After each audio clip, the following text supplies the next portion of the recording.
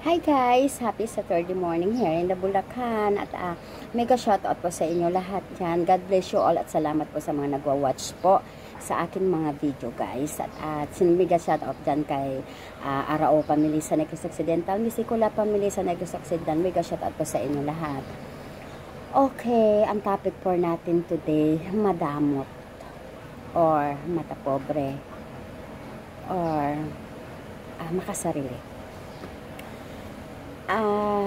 I-recall ko lang po ng bata ako guys, yung salat sa buhay, yun po pala guys, salat sa buhay.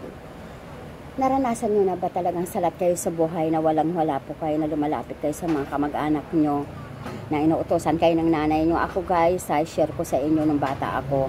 Siguro the age of 6 years old, talagang mahirap po kasi kami guys. At mayroon kaming tiyahin, nasa heaven na siya ngayon. Okay, alam ko masaya po siya dyan. Mayroon kami tiyahin na kapatid po siya ng papa ko. Talagang may kaya po siya guys. Tapos, the age of 6 years old, wala kayong makain. Inutusan ako ng nanay ko na pumunta ka doon, mangutang ka ng sardinas, mangutang ka ng bigas. Ako naman guys, syempre inutusan ako ng nanay ko. Kaya ang ginagawa ko, pupunta po ako sa tindahan. Tapos yun nga guys, mangungutang ako doon. Sabi ko doon sa tiyahin ko, pwede ba makahulam sa bigas? Pwede pa daw na gisugo ko sa ako nanay at tatay nga mahulam kong bigas sa imo chay. Tapos nang kagtinapa. Oo. Tapos minsan, siyempre, ang akong tiyahin, sabi niya, hindi maghanap buhay kayo, wala akong mapapahiram sa inyo, kasya lang sa amin yung aming mga pangkain dito, kasya lang at ayaw ko magpapahiram sa inyo, at ayaw ko rin magpapautang sa inyo, kasi nga, siyempre, wala naman kayo, wala naman kayo kakayahan magbayad, at paano na mabayaran, wala naman kayo hanap buhay. Kung baga, parang ganun pa yung salita na maririnig mo. Tapos, di wala lang din talagang umuwi ako, wala akong dalang bigas, wala akong dalang sardinas, at ganun po kahirap kasi uso pa nung araw, uso yung hiram ng bigas kasi wala makain, manghihiram ka lang po.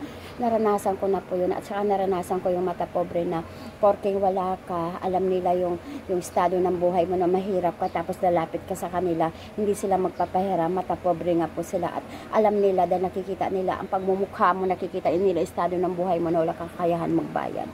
Kaya kumbaga, ganun ang hirap din po ng ganun guys, yung para bang kaugalian talaga natin yan na pag wala, tapos lalapit tayo sa ganitong kamag-anak natin ng mga may rates o may kaya, hindi talaga sila magpapahiram o hindi talaga sila magpapautang kasi alam nilang wala kang pambayad at alam nila na wala kang kakayahan magbayad. Ganun talaga guys, no? Kung alam pa yung mga kamag-anak mo, sila pa yung mga taong hindi nakakatulong sa inyo.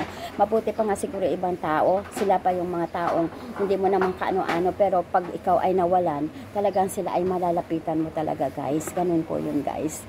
Kaya guys, tayo siguro sikapin natin talaga na kahit pa paano, sikapin natin na tayo ay magtrabaho ng maayos, at kailangan din po talaga natin mag-ipon guys, kasi nga walang tutulong sa atin kahit sabihin mo pa po kamag-anak mo, sila pa yung hindi mo maaasahan, at mas okay pa nga yung ibang tao guys. Thank you guys.